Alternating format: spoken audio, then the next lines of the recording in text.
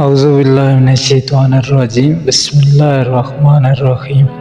معزز سامعین گرامی، آج تک آپ نے ابلیس کے بارے میں سنا ہوگا کہ انسان کو ہمیشہ عبادت سے گمراہ کرتا ہے۔ آج کا واقعہ اتنا عجیب ہے کہ جسے سن کر آپ حیرت میں پڑ جائیں گے۔ ایک شخص اندھیری رات میں نماز پڑھنے کے لیے گھر سے نکلا۔ اندھیرے کی وجہ سے اسے ٹھوکر لگ گئی اور وہ منہ کے بل گر گیا۔ کیچڑ سے اٹھ کر وہ گھر واپس آیا اور لباس تبدیل کر کے دوبارہ مسجد کی طرف چل دیا۔ ابھی چند قدم ہی چلا تھا کہ دوبارہ اسے ٹھوکر لگی اور وہ دوبارہ گر گیا۔ کیچڑ سے اٹھ کر وہ پھر دوبارہ اپنے گھر گیا، لباس بدلا اور مسجد کے لیے دوبارہ گھر سے نکلا۔ جیسے ہی وہ اپنے گھر سے باہر نکلا تو اس کے دروازے پر اسے ایک شخص ملا جو اپنے ہاتھ میں روشن چراغ تھامے ہوئے تھا۔ چراغ والا شخص چپ چاپ نمازی کے آگے آگے مسجد کی طرف چل دیا۔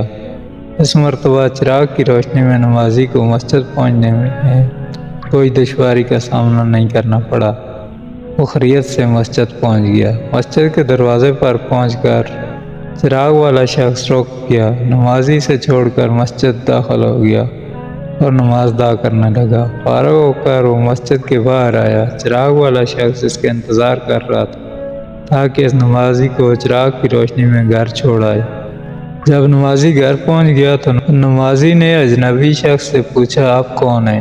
اجنبی بولا، سچ بتاؤں تو میں ابلیس ہوں۔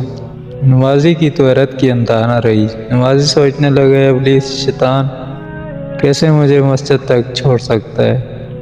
اس کا کام تو لوگوں کو بہکانا ہے۔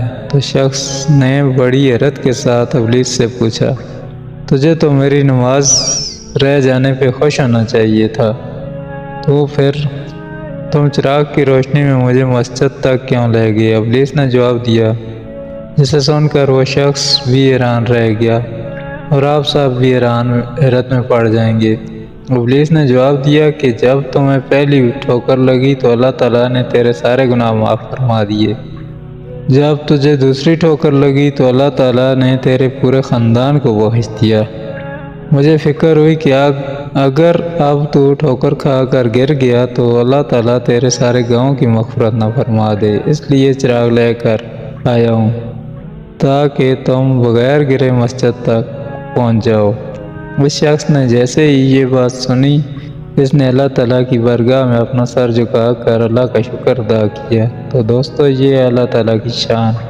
پروردگار عالم کی راہ میں کوئی شخص ایک قدم بڑھاتا ہے تو اللہ تعالیٰ اس کی طرف 70 قدم قریب ہو جاتا ہے۔